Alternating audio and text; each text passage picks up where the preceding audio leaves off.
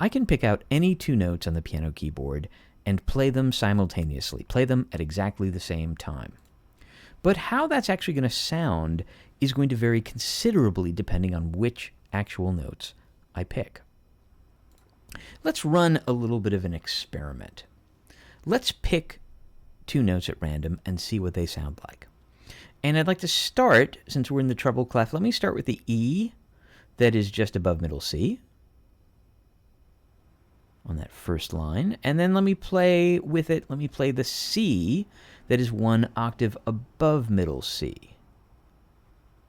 And remember, since we want to play these two notes at exactly the same time, we're going to try to align them vertically, line them up or stack them up one on top of the other. So here's what the E sounds like. Here's what the C sounds like. Now together, they sound like this. That sounds pretty good. And since we're talking about intervals in this unit, let's count up what the interval is.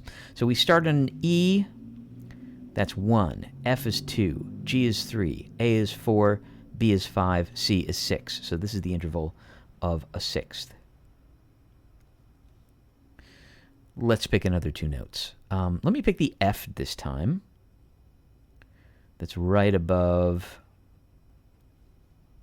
middle C again. And then the A that's above that. So F and A. Here's the F. Here's the A. Now at the same time. That also sounds pretty good together. And again, since we're counting intervals, let's count this up. So we start with an F that is 1, G2, A3. So this is the interval of a third. Let's try a different pair of notes. And this time, I'm going to pick the C that is one octave above middle C,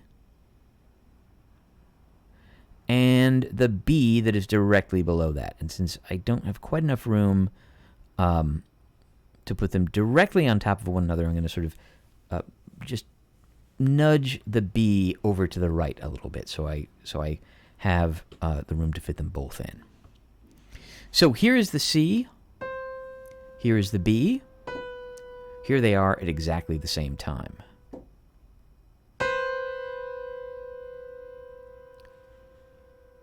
Now that combination of notes sounds a little bit more like it clashes.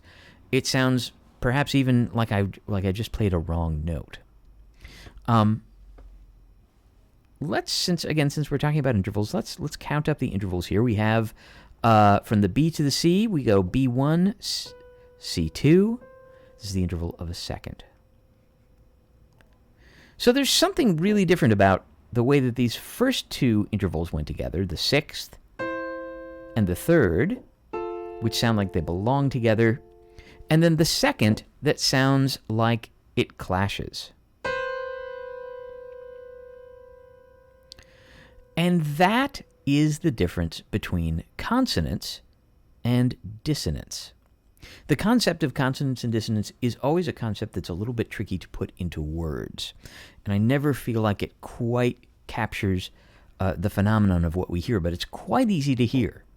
The sixth and the third at the beginning are consonant. The second at the end is dissonant. Very often when we try to put it into words, we say that a consonant interval is an interval in which the two notes feel like they work together or they go together. Or another way we sometimes say it is that a consonant interval is an interval that sounds stable, like it doesn't want to go anywhere. A dissonant interval, we say, that is an interval that sounds like it clashes. It sounds like an interval that is unstable, that feels like it wants to move in some way. That sums up about as well as we can in words, the difference between consonance and dissonance. Something else we'll find is that consonance and dissonance tends to be a property of particular intervals. And in the next video, we will explore which intervals are consonant and which intervals are dissonant.